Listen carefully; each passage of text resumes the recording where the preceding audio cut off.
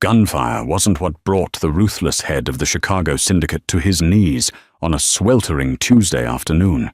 It was a sabotaged cooling system and a violently smoking V12 engine, stranded on the barren shoulder of Interstate 90 in a $250,000 Ferrari 812 superfast.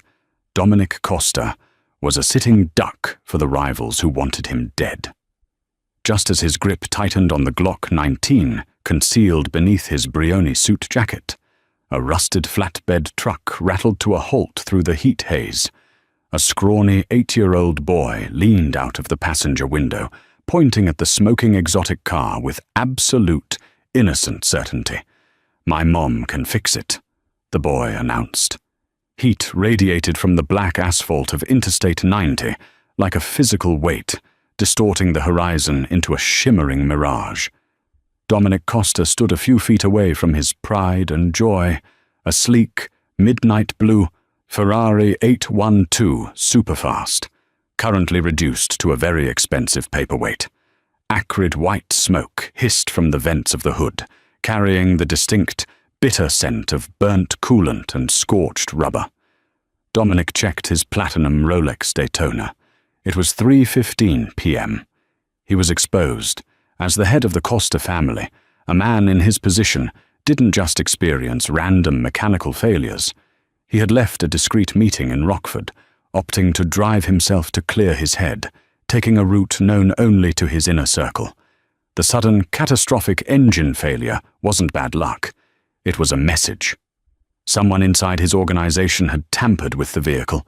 His burner phone was dead, another suspicious coincidence that set his teeth on edge.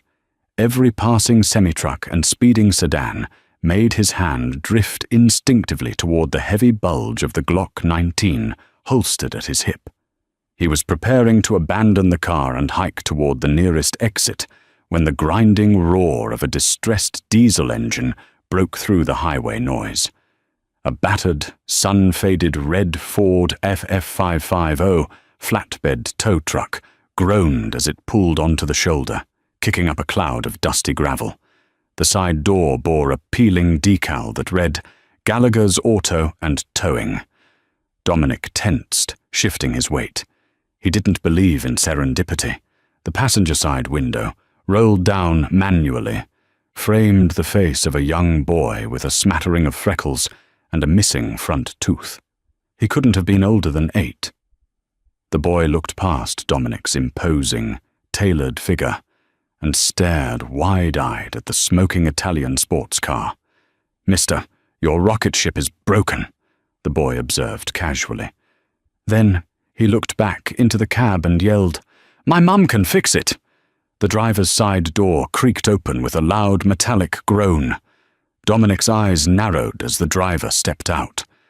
Bryn Gallagher was not the kind of woman Dominic was accustomed to encountering.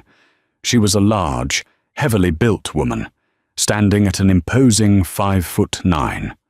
Her thick thighs and wide hips filled out a pair of grease-stained, dark blue coveralls.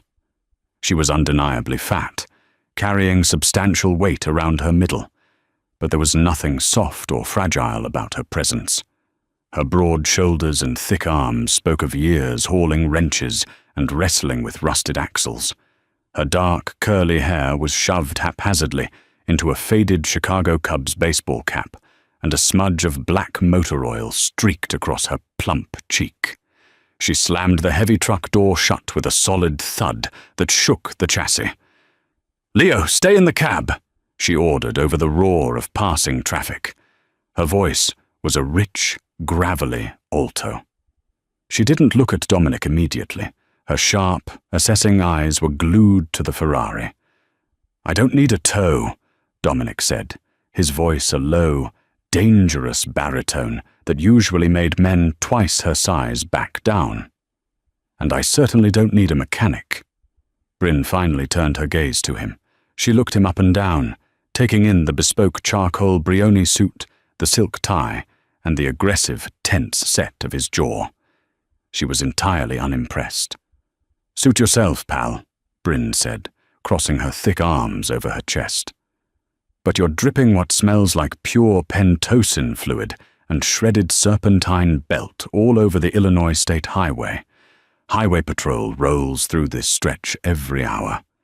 They see a guy in a $5,000 suit standing next to a smoking exotic car. They're going to ask questions. You look like the kind of guy who doesn't like questions. Dominic's eyes went cold. What makes you say that? Because you've had your hand hovering over your left hip since I pulled up, she replied matter-of-factly. Unless you've got a sudden itch, you're packing. I don't care about your business. I care about clearing the shoulder before someone rubbernecks and causes a 10-car pileup. Dominic stared at her, genuinely caught off guard. Most people shrank away from his intensity. This large, grease-stained woman was looking at him with the exasperated patience of a mother dealing with a stubborn toddler. "Can you tow it without destroying the undercarriage?" Dominic asked, his tone clipped. "It has less than 4 inches of ground clearance." Bryn let out a short, breathy laugh. "Buddy, I've loaded slammed Honda Civics and dropped low-riders that scrape the pavement just by breathing on them. I have wooden ramp extensions and race ramps in the back. Your fancy Italian toy will be fine. I'll get it onto the flatbed like a sleeping baby. $200 for the hookup in the first 10 miles. Cash." Dominic reached into his jacket pocket, pulling out a thick silver money clip, bursting with $100 bills. He peeled off 5 and held them out. "Take me to a discreet location. Somewhere secure, now." Bryn looked at the $500, then up at his face. "I'm taking you to my shop in Elgin. It's secure enough, and put your money away until the car is on the bed. I don't get paid until the job starts." She turned her back to him, a deliberate dismissal, and began unspooling the heavy steel winch cable from the back of the F550. Dominic watched her work. Despite her heavy frame, she moved with practiced efficiency. She dragged the heavy race ramps down, adjusting them perfectly to accommodate the Ferrari's aggressive front splitter. She slid beneath the front bumper, her large chest and stomach making it a tight squeeze to secure the soft nylon V-strap to the control arms, ensuring the metal hooks wouldn't scratch the carbon fiber. 10 minutes later, the Ferrari was securely strapped to the flatbed. "Get in," Bryn said, jerking her thumb toward the truck's cab. Dominic hesitated, then climbed into the passenger side. The interior smelled intensely of old vinyl, stale coffee, and a cloying vanilla air freshener. Little Leo was sitting in the middle seat, swinging his legs. "Hi," Leo said brightly, as Dominic shut the door, immediately making the cramped cab feel claustrophobic. "I'm Leo. That's my mom, Bea. What's your name?" "Dominic," he replied stiffly, keeping his eyes on the road as Bryn ground the heavy truck into gear and pulled back onto Interstate 90. "Do you race that car, Dominic?" Leo asked, leaning closer. "No," Dominic said, his gaze shifting to the rearview mirror, checking for any black SUVs tailing them. "It's just for driving." "Seems like a waste," Bryn muttered from the driver's seat, her thick arms wrestling the steering wheel as she navigated the heavy load. A naturally aspirated V12 shouldn't be babied, though, judging by the smoke, someone definitely didn't baby it today. Dominic turned his head to look at her profile. "What do you think happened to it?" Bryn sighed, the sound heavy. "I saw a clean slice in the primary radiator hose when I was hooking up the strap. Too clean to be a burst. And a secondary wire bundle leading to the cooling fans looked yanked. You didn't break down, Dominic. You were grounded." Dominic's blood ran cold. He had suspected it. But hearing this mechanic, this random, overweight woman on the side of the road, confirm it meant his situation was even more dire than he thought. There was a rat in his house.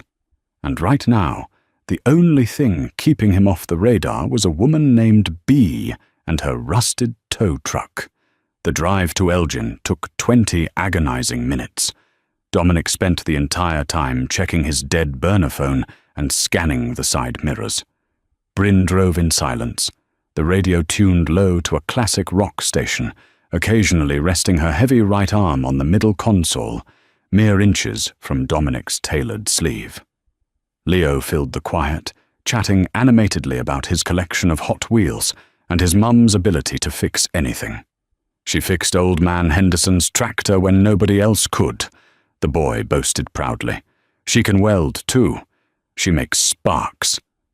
That's enough, Leo.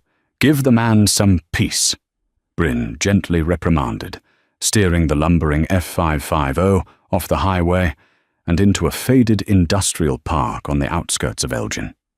Gallagher's Auto was a cinder block building that had seen better days. The paint was peeling, and weeds sprouted through the cracked concrete of the parking lot. A few beat-up sedans and an old Chevy pickup sat in the lot, waiting for salvation. It was 1,000,000 miles away from the glittering downtown Chicago high-rises, where Dominic usually operated.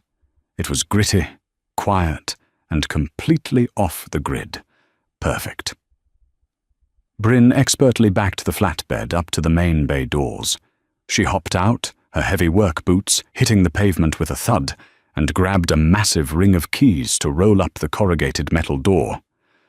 "All right, Dominic," she called out, wiping sweat from her forehead with the back of a greasy hand. "Let's get your baby out of the sun." Dominic stepped out of the truck, the sweltering heat instantly clinging to him again. He watched as she skillfully winched the Ferrari down, guiding it perfectly over the threshold and onto the hydraulic lift inside the dim, cavernous garage. The interior of the shop was meticulously organized despite its rugged appearance. Snap-on tool chests lined the walls, wrenches were hung in perfect descending order, and the concrete floor, though stained, was swept clean. It was the domain of a professional. "Leo, go into the office and do your math homework," Bryn ordered. "Oh, Mum, I want to watch you fix the rocket ship." "Math, now.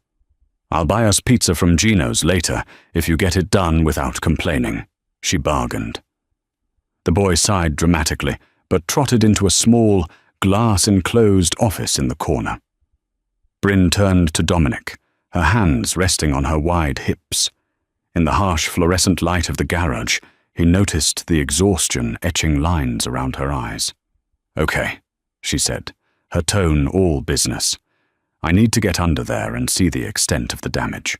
You can wait in the office with Leo, or you can stand there and try not to get your fancy suit dirty." "I'll stay right here," Dominic said, leaning against a heavy steel workbench. He needed to keep an eye on the street outside. Bryn shrugged, grabbing a rolling creeper board. She kicked the hydraulic lift's safety locks into place and lay down on the board. With a powerful thrust of her thick legs, she rolled smoothly under the low clearance of the Ferrari. For a long time, the only sounds in the garage were the metallic clinking of tools, Bryn's heavy breathing, and the hum of a large industrial fan she had switched on to fight the stagnant air. Dominic paced, his mind racing. Who had access to his car? Only his capos and his personal driver, Silvio. If Silvio was compromised, the entire infrastructure of the Costa family was in jeopardy. The Morettis must have gotten to him. "Well, it's a mess," Bryn's voice echoed from beneath the chassis. "But you're lucky. Whoever did this was in a hurry. They sliced the lower coolant hose, completely severed the fan relay wire, and partially loosened the drain plug on your oil pan. If you had driven another 2 miles, you would have seized the block and turned a V12 engine into a pile of very expensive scrap metal." Dominic's jaw tightened. "Can you fix it?" Bryn rolled out from under the car, her face flushed and streaked with fresh grime. She sat up, breathing heavily, and grabbed a rag from her pocket to wipe her hands. "The hose and the wiring? Yeah, I can splice the wire, and I have universal silicone hoses in the back that I can cut to fit. I'll need to refill the coolant and do an oil change to be safe. It won't be OEM Ferrari parts, but it'll get you back to Chicago." She paused, looking at him shrewdly. The real question is, why would I want to? I'm a mechanic, Dominic, not an accessory to whatever mafia movie you're starring in. Dominic froze. His hand twitched toward his jacket. What makes you think— Oh, please, Bryn interrupted, rolling her eyes and using a workbench to haul her heavy frame to her feet. You're wearing a Brioni suit that costs more than my tow truck. You're carrying a piece under your left arm. I can see the print on your jacket when you turn. You've got a dead burner phone you keep checking, and someone systematically sabotaged your $250,000 car in a way designed to leave you stranded, not blow you up instantly. I may be fat and live in Elgin, but I'm not stupid. Dominic stared at her. He used to people cowering, lying, or trying to flatter him. He wasn't used to brutal, unimpressed honesty. If you know what I am, aren't you afraid? He asked, his voice dropping an octave. Bryn laughed, a deep, resonant sound. I'm a single mother running a failing auto shop in an economy that's trying to drown me. I owe the bank 40 grand, and my supplier cut off my credit line last week. I'm terrified every single day, pal. A guy in a nice suit with a gun is way down on my list of worries. She tossed the dirty rag onto a drum of oil. $5,000. Cash. Dominic raised eyebrow. Earlier you said 200. That was for the tow. The 5 grand is for the repairs, the silence, and the hazard pay of having whoever is hunting you potentially show up at my door. She crossed her arms, her heavy bust resting against them. You want to get out of here alive tonight? It's 5 grand. Dominic actually smiled. It was a tight, predatory smile, but genuine. He admired audacity. He reached into his pocket, pulled out his money clip, and counted out 50 $100 bills. He placed the thick stack on the metal workbench. Fix it, Dominic commanded softly. Bryn looked at the money, a flicker of profound relief crossing her tired features. Give me 2 hours. For the next 90 minutes, the garage became a bizarre sanctuary. Dominic, a man who commanded hundreds of armed soldiers and controlled millions in illicit revenue, found himself sitting on an overturned milk crate, watching a plus-sized single mother surgically repair a masterclass of Italian engineering. He observed her closely. There was a raw, undeniable power to Bryn. She didn't possess the slender, manufactured beauty of the women who usually occupied his VIP booths at the clubs in Chicago. She was heavily contoured, her body taking up space unapologetically. Yet, watching the flex of her thick forearms as she torqued a bolt, the intense focus in her dark eyes, and the sheer competence with which she commanded the heavy machinery, Dominic felt a strange, unfamiliar tug of attraction. She was real. Solid. In a world built on lies, betrayal, and shifting loyalties, Bryn Gallagher was a concrete pillar. Leo emerged from the office an hour in, waving a piece of notebook paper. "Mum, I finished the fractions." "Good boy, put it on my desk," Bryn called out from the engine bay, leaning heavily over the fender, protected by a thick, quilted mat. Leo trotted over to Dominic. "Do you like cars, mister?" "I appreciate things that work efficiently," Dominic replied, watching the boy. "Mum says my dad liked cars, but he left a long time ago. He wasn't very efficient."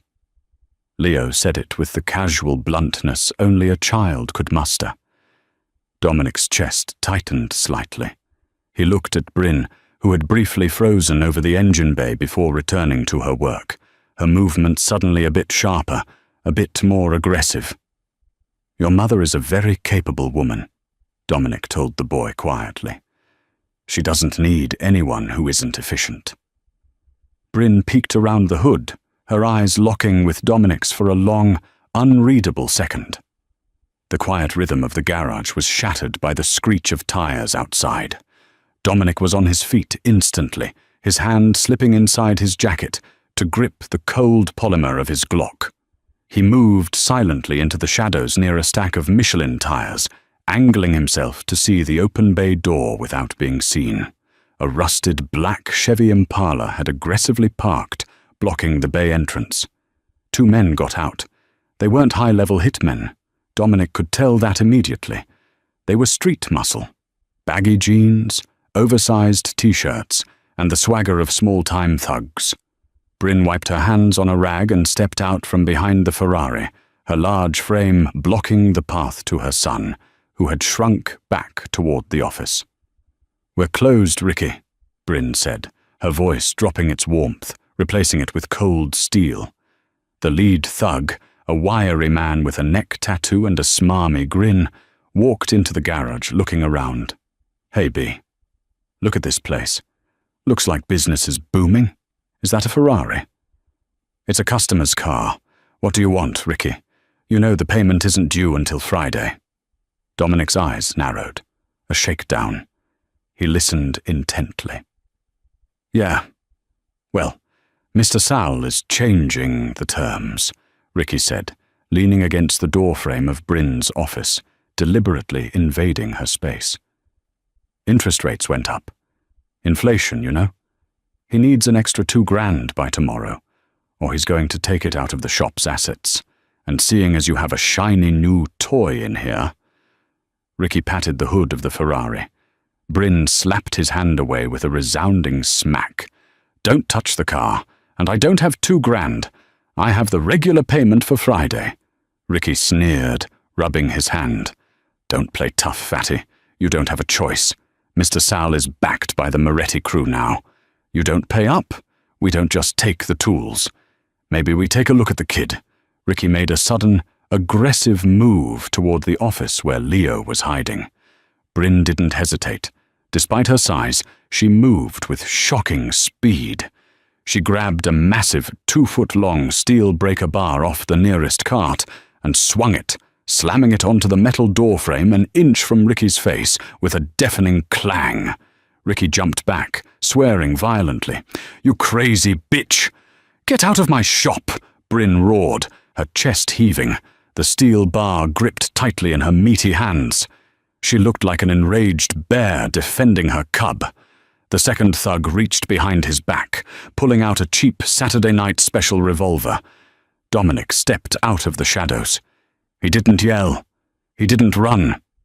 He walked forward with the terrifying, absolute calm of an apex predator. Before the second thug could even level the cheap revolver, Dominic closed the distance. He grabbed the man's wrist, twisting it violently. A sickening snap echoed through the garage, followed by a scream. The revolver clattered to the floor. Ricky reached for his own waistband, but Dominic was already there. With lightning speed, Dominic drew his Glock 19 and pressed the hot barrel directly into the soft flesh under Ricky's jaw, pinning the thug against the cinder-block wall. The garage went dead silent, save for the whimpering of the man with the broken wrist. Dominic leaned in close to Ricky, his dark eyes devoid of any human warmth. "Who did you say back, Sal?" he whispered, his voice like grinding stones. "Moretti," Ricky stammered, his eyes wide with absolute terror as he stared down the barrel of the gun and into the eyes of a man who clearly killed for a living. "Tell Sal," Dominic said softly, pressing the barrel harder until Ricky gasped, "that if he ever sends anyone to this garage again, I will personally visit him, and when I'm done with him, I will find you. Do you understand?" Ricky nodded frantically, tears welling in his eyes. "Get your trash and leave," Dominic commanded. He stepped back, holstering his weapon in one fluid motion. Ricky grabbed his partner, who was cradling his broken arm, and they scrambled out of the garage like frightened rats, the Impala peeling out of the parking lot seconds later. Dominic turned back to Bryn. She was standing perfectly still, the steel breaker bar lowered, but still gripped in her hands. She was staring at him, her chest rising and falling rapidly. She had just seen the monster beneath the expensive suit. "You didn't have to do that," she breathed out, her voice trembling slightly, not from fear of him, but from the adrenaline. "They mentioned the Moretti family," Dominic said, coldly, adjusting his cuffs. "They are my enemies, the people who likely sabotaged my car. You just got caught in the crossfire." Bryn looked at the $5,000 sitting on the workbench, then at Dominic, and finally back to her son, who was peering out of the office with wide, frightened eyes. She walked over to the bench, picked up the stack of bills, and shoved them back into Dominic's chest. "Keep it," she said, her voice regaining its gravelly strength. "Your car will be ready in 10 minutes. Then I want you out of my shop." Dominic looked at the money, then up at her fierce, proud face. For the first time in years, the head of the Costa Syndicate felt a profound sense of respect. He didn't take the money back. Instead, he stepped closer to the engine bay. "Show me what you did to the wiring," he said quietly. Bryn hesitated, then let out a long, exhausted sigh. She picked up a flashlight. "Fine, but don't lean on the fender. I just wiped it down." 10 minutes stretched into an agonizing silence, punctuated only by the scrape of Bryn's heavy boots against the concrete and the soft click of her tools. She leaned her substantial weight over the Ferrari's fender, the harsh shop lights catching the sheen of sweat on her forehead. Dominic watched the steady, practiced movements of her thick fingers as she secured the final silicone hose clamp. She was breathing heavily, her large chest rising and falling against the dirty coveralls, yet her hands possessed a surgical stillness.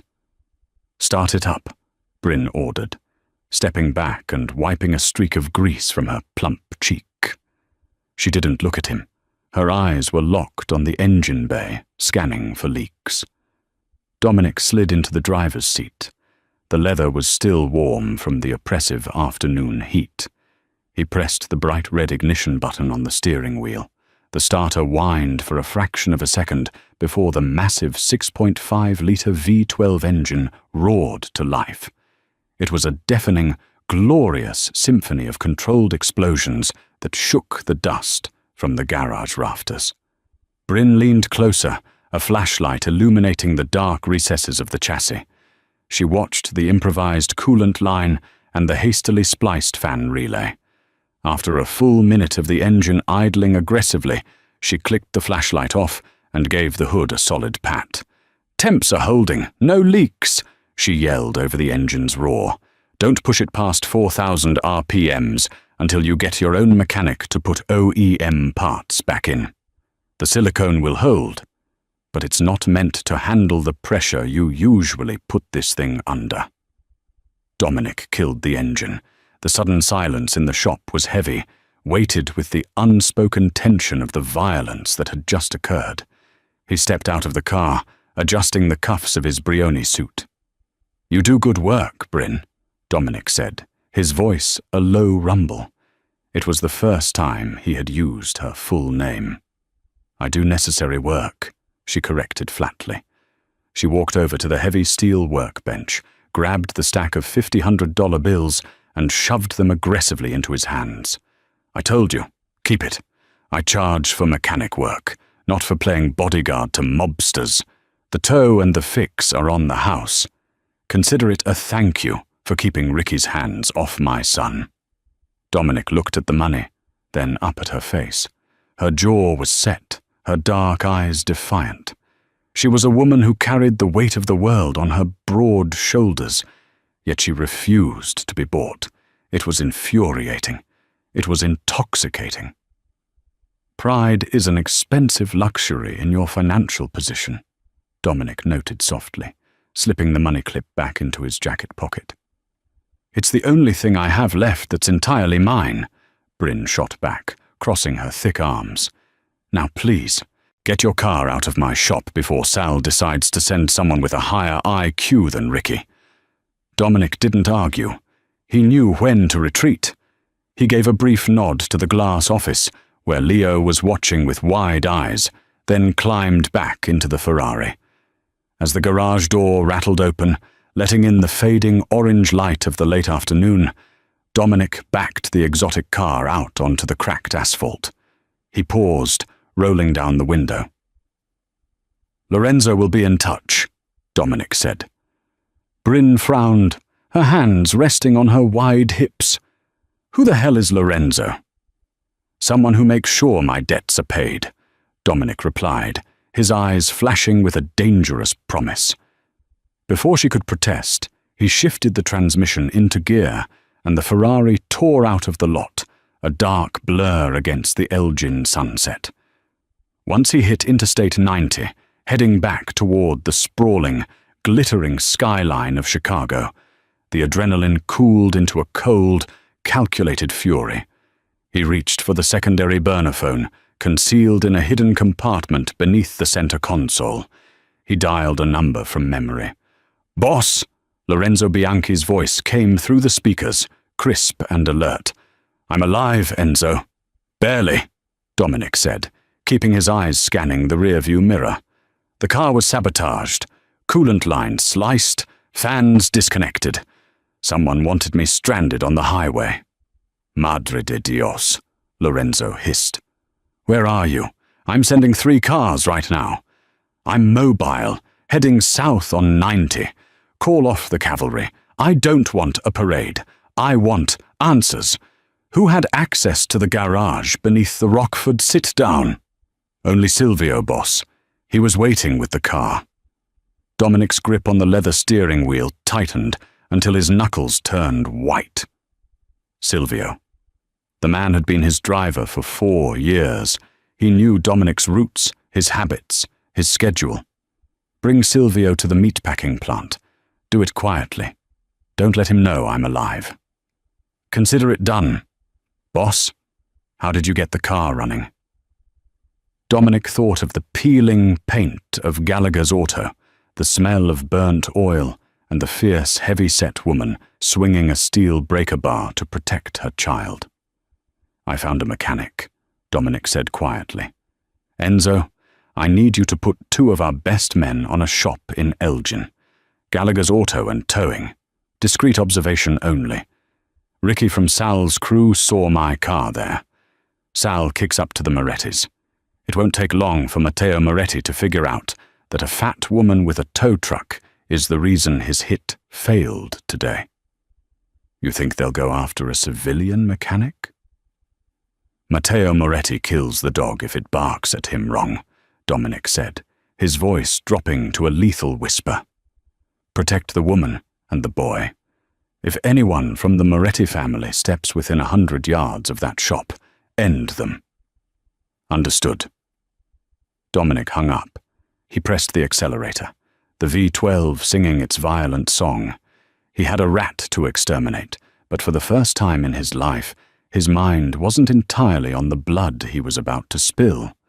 It was anchored to a cinder-block garage in Elgin and the stubborn woman who refused his money. The next morning, the heat in Elgin was already suffocating by 8 a.m. Bryn Gallagher stood in her small, cramped office, a cup of bitter black coffee in one hand and a stack of red-stamped past-due notices in the other. She rubbed her tired eyes. Her broad shoulders ached from the tension of the previous day, a deep, muscular throb that settled in her lower back. "Mum, can I go play behind the tire rack?" Leo asked, his face smeared with strawberry jam from a toaster pastry. "No, stay where I can see you, Leo," Bryn commanded, her voice sharper than she intended. She softened her tone. "Just play with your cars at my desk, okay? I have to do inventory." She couldn't shake the creeping paranoia. Every passing car made her flinch.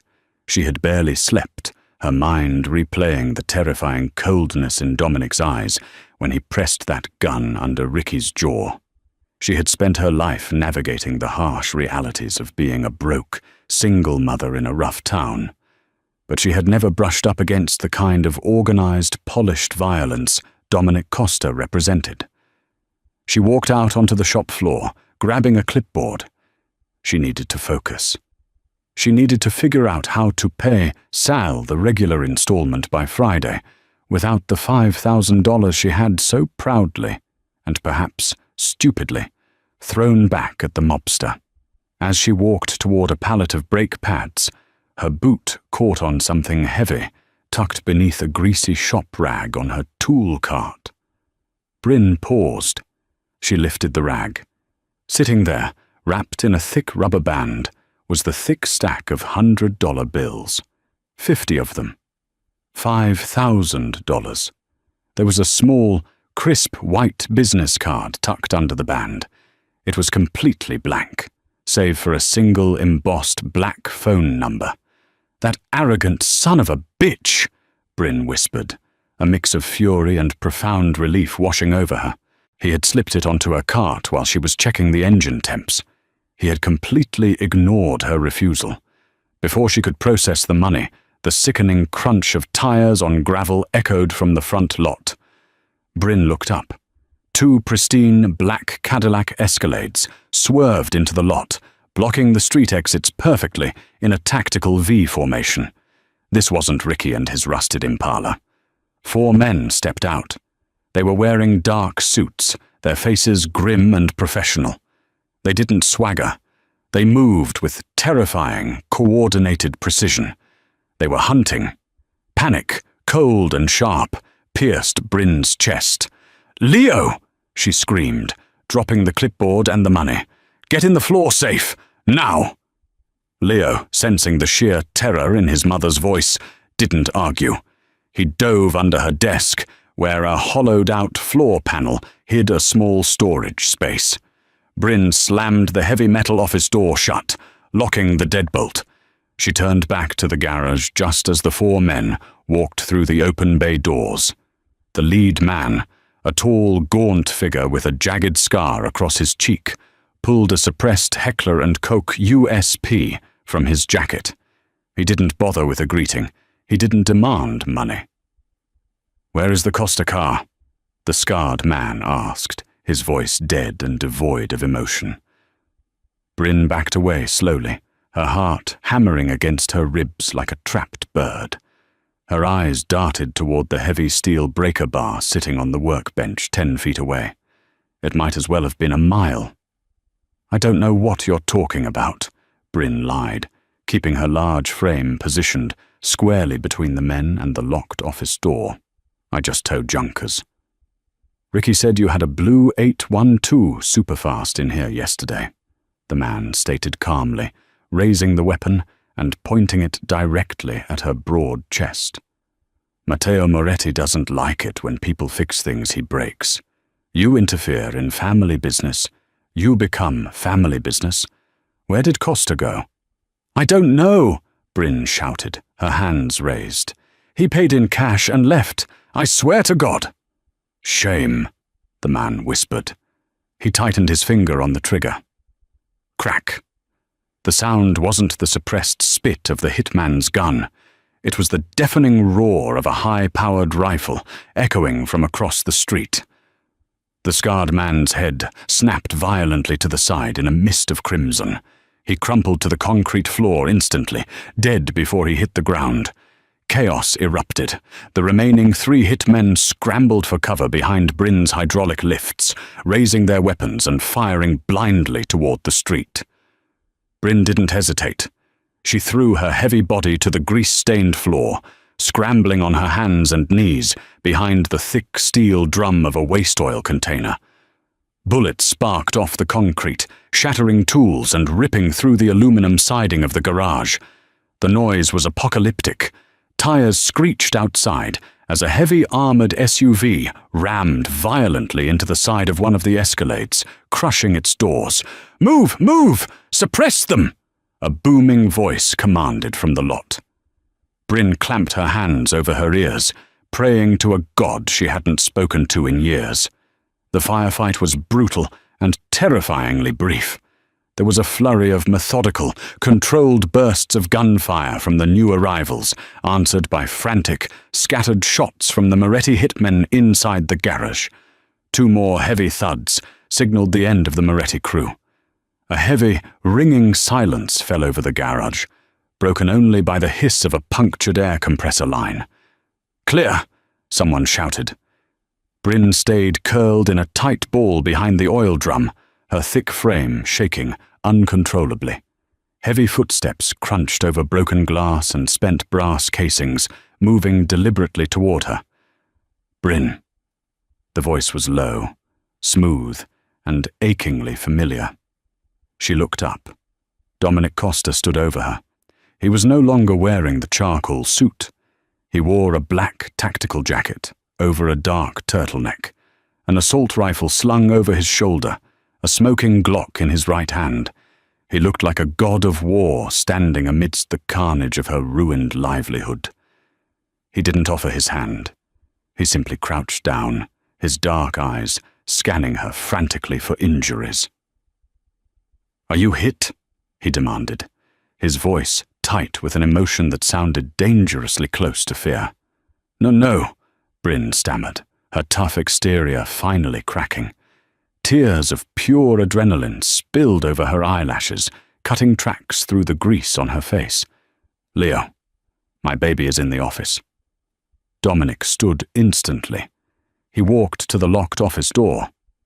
"Lorenzo, clear the perimeter.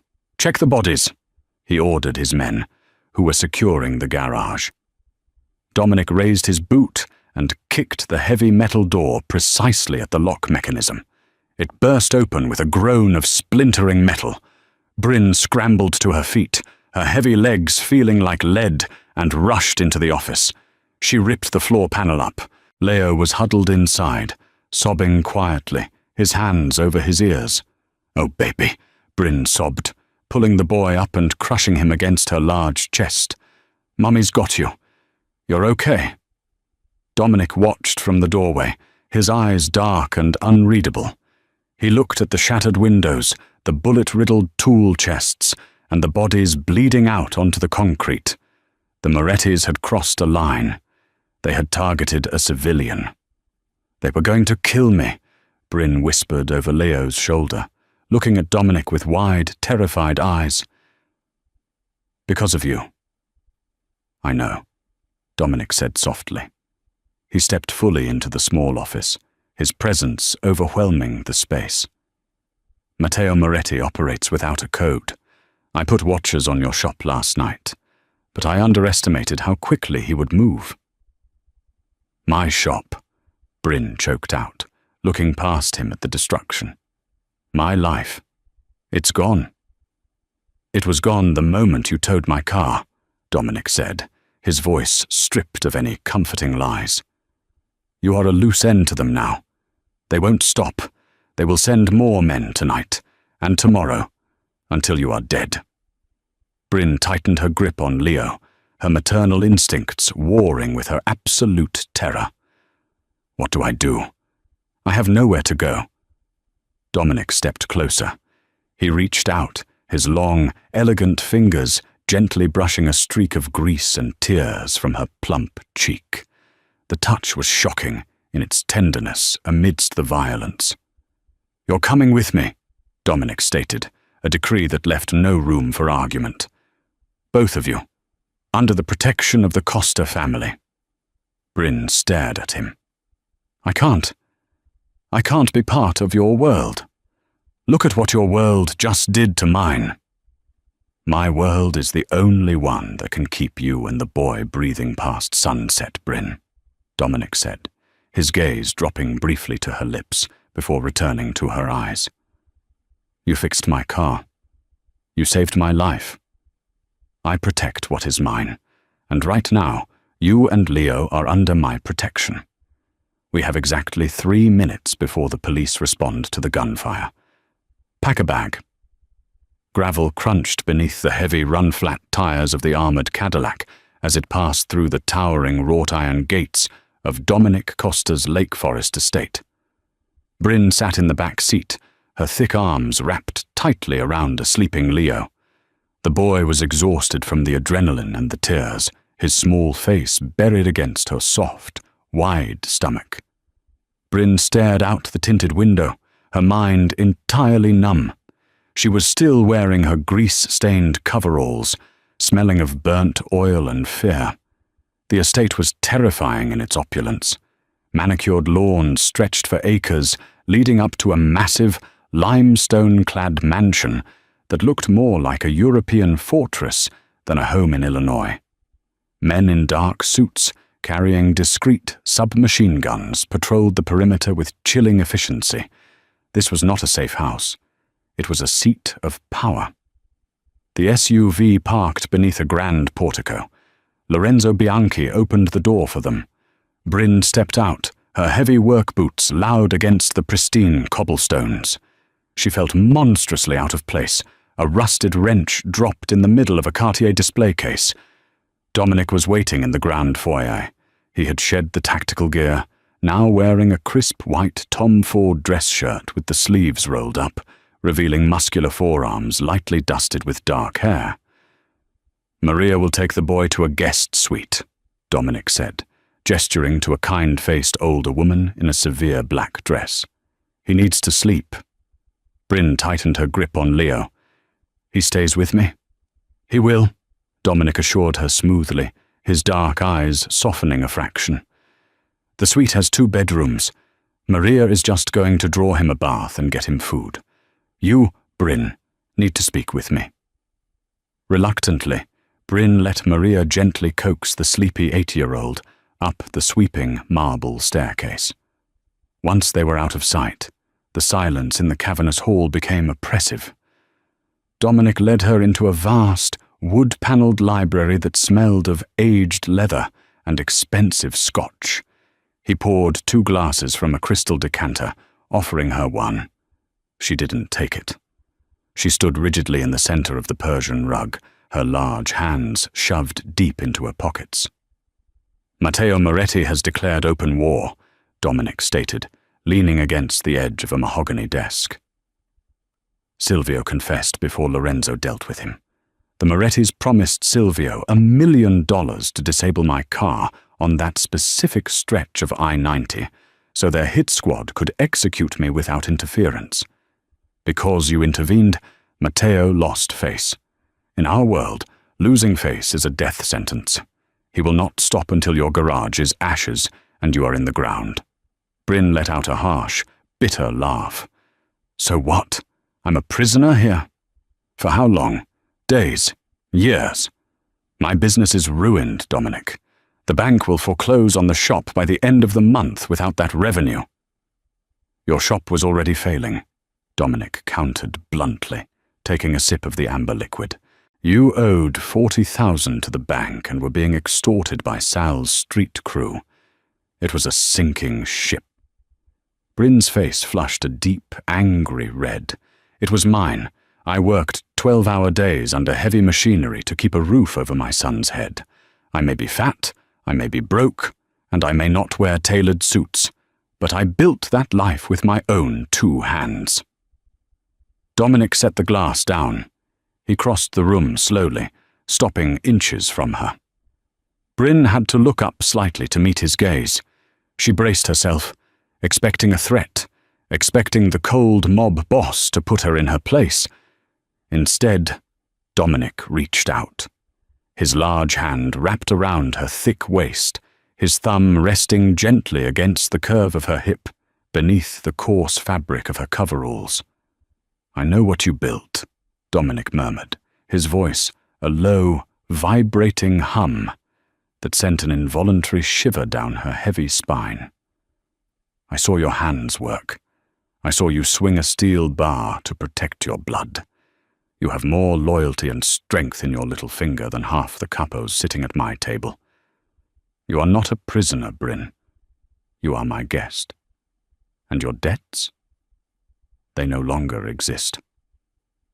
Bryn swallowed hard, her heart hammering wildly.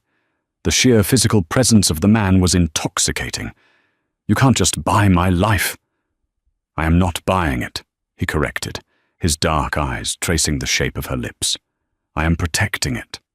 Tomorrow, tailor Giacomo Brioni, my personal clothier, will send his best seamstresses here.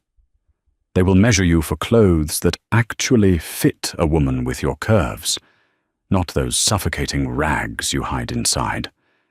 You will eat meals prepared by a chef trained at a linear. Leo will have tutors." "And in exchange," she whispered, terrified of the answer. "In exchange, you stay alive," Dominic replied simply. "And you let me look at you." For the next 2 weeks, Bryn's reality warped. The sprawling Lake Forest estate became her gilded cage. She traded her grease-stained coveralls for luxurious, custom-made silk blouses and wide-leg trousers that draped beautifully over her thick thighs and heavy stomach. She had always felt self-conscious about her size, deeply aware of the space she took up in the world. But when Dominic looked at her, which was often, there was a hunger in his eyes that made her feel like a goddess carved from marble. He involved her in his life in bizarre, subtle ways. While he never discussed the illicit details of the syndicate's operations, he would ask her to sit in the library while he reviewed legitimate construction contracts for his front companies. He valued her sharp, mechanical mind, often asking her opinion on logistics and fleet management. She realized that beneath the violence, Dominic Costa was a brilliant, ruthless CEO. But the bubble of safety was an illusion. The war outside the wrought iron gates was escalating. Lorenzo reported daily casualties. Matteo Moretti was bleeding the Costa family's assets, striking at their supply lines and shipping ports. One evening, a violent thunderstorm rolled off Lake Michigan, plunging the estate into darkness as a massive lightning strike blew the local power grid. Bryn was in the kitchen with Leo when the lights cut out. Emergency red lighting immediately flickered on in the hallways. Lorenzo burst into the room, his weapon drawn, a flashlight cutting through the gloom. "Boss is in the basement server room," Lorenzo said tightly. "The backup diesel generators haven't kicked on. The perimeter alarms and the automated gate locks are dead. If Moretti's men are watching, this is their window. We are blind." Bryn's blood ran cold, but her mechanic's instincts flared to life. "Show me the generators." The sub-basement of the estate was a concrete bunker housing the massive climate control and power systems. When Lorenzo escorted Bryn down the stairs, the air was already growing stagnant. Dominic was standing in front of 2 massive, industrial Caterpillar diesel generators, cursing violently in Italian into a tactical radio. "The transfer switch is dead," Dominic growled as Bryn approached. He looked at her, his eyes flashing in the beam of Lorenzo's flashlight. "Someone tampered with the main relay board before the storm hit. We have a mole inside the house." "If the perimeter is down, how long until Moretti's men breach the gates?" Bryn asked, her voice surprisingly steady. "Minutes," Lorenzo answered grimly. "We have 20 armed men on the grounds. But without the floodlights and the security cameras, they are fighting blind in the rain." Bryn didn't hesitate. "Hold that light here," she ordered Lorenzo, pointing to the massive steel access panel on the side of the primary Caterpillar unit.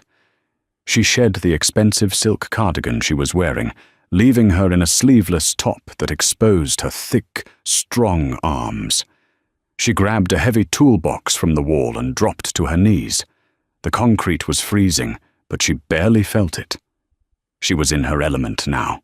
She popped the heavy latches, exposing a labyrinth of thick wires and heavy-duty solenoid switches. "The digital transfer switch is fried," Bryn diagnosed, her fingers flying over the components with practiced speed. Whoever did this bypassed the surge protector. But these are mechanical engines at their core. I can hotwire the starter motor and manually bypass the digital load manager. "Can you do it before they breach the doors?" Dominic asked, crouching beside her, his large body shielding hers. "Give me a pair of heavy-gauge jumper cables and a pry bar," she demanded, her dark eyes fiercely focused. Lorenzo scrambled to a supply closet, returning seconds later with the tools. Above them, the muffled, terrifying sound of automatic gunfire erupted from the front lawn. The Moretti assault had begun. Bryn's hands shook for a fraction of a second, but she forced herself to breathe. She clamped the heavy copper jaws of the jumper cables directly onto the massive starter terminals, completely ignoring standard safety protocols. "Dominic, when I tell you, pull that red manual choke lever on the fuel pump. Pull it hard and hold it." "Understood," Dominic said, gripping the greasy lever. The gunfire above grew louder, echoing down the concrete stairwell. Heavy boots hit the floor above them. The estate was being overrun. "Now!" Bryn roared over the noise, striking the opposite ends of the jumper cables directly against the live battery terminals. A shower of blinding blue sparks erupted, stinging her thick arms. Dominic yanked the choke lever. The massive diesel engine groaned, protesting the forced start. It coughed violently, blowing a cloud of black exhaust into the room, and then, with a deafening, earth-shaking roar, the V16 engine caught. Immediately, the massive alternator engaged. The basement lights flickered, then blazed to life in blinding white. "Power is up!" Lorenzo shouted into his radio. "Activate the perimeter floodlights! Lock down the magnetic doors!" The sudden restoration of power turned the tide instantly. The grounds were bathed in stadium-level lighting, exposing the Moretti hit squad in the torrential rain. The heavy steel security shutters slammed down over the mansion's windows and doors, sealing the bunker perfectly. Dominic dropped the choke lever and pulled Bryn to her feet. Her hands were black with grease, her face smeared with soot, and she was panting heavily. He didn't care. In the harsh fluorescent light of the basement, with the roar of the diesel engine drowning out the gunfire above, Dominic Costa pulled Bryn Gallagher against his chest and kissed her. It was a violent, desperate kiss, tasting of adrenaline and power. Bryn gasped, her hands instinctively coming up to grip his broad shoulders. She felt the heavy, muscular warmth of him, pressing against her thick stomach and wide hips, grounding her in the chaos. He kissed her like a starving man, his hands tangling in her dark, curly hair. When he finally pulled back, they were both breathless. "Lorenzo," Dominic barked, not taking his eyes off Bryn. "Status." "The floodlights blinded them, boss. Our men have them pinned at the front gate. Matteo Moretti is in the lead vehicle." Dominic's eyes turned lethal. He let go of Bryn, pulling his Glock from its holster. "Stay here with Lorenzo. Do not move." He took the stairs 2 at a time. Bryn waited in the roaring basement, her heart in her throat. The gunfire outside intensified to a deafening crescendo. Then, abruptly, it stopped. The silence that followed was more terrifying than the noise. 10 minutes later, the heavy metal door to the basement opened. Dominic walked down the stairs. He was soaked to the bone from the rain, his white shirt clinging to his muscular frame, splattered with dark, crimson stains. His face was an unreadable mask of cold authority. "It is done," Dominic said, his voice echoing over the hum of the generator. "Matteo Moretti is dead. The war is over." He walked over to Bryn. He looked down at her heavy, grease-stained hands, then up into her dark, resilient eyes. "They destroyed your garage," Dominic said quietly. "But I own 3 commercial logistics companies that desperately need a director of fleet maintenance. The salary is $250,000 a year. It's legitimate. It's safe." Bryn stared at him, tears finally welling in her eyes. "Why?" Dominic reached out, his bloody hand gently cupping her cheek. "Because you fixed my car, Bryn. And I think you are the only person in this world capable of fixing me." The story of Bryn and Dominic proves that love and survival often arrive in the most unexpected packages. Bryn, a struggling mechanic, found her ultimate power by wielding her practical skills in a world of violence. Meanwhile, Dominic, an isolated mafia boss, found his grounding force in a woman who absolutely refused to be bought. Forged in the grease of a broken engine and the crossfire of a mob war, their romance bridged the gap between a rusted tow truck and a sprawling mansion. Ultimately, they proved that to heal a fractured life, sometimes you just have to get your hands dirty and fix it together.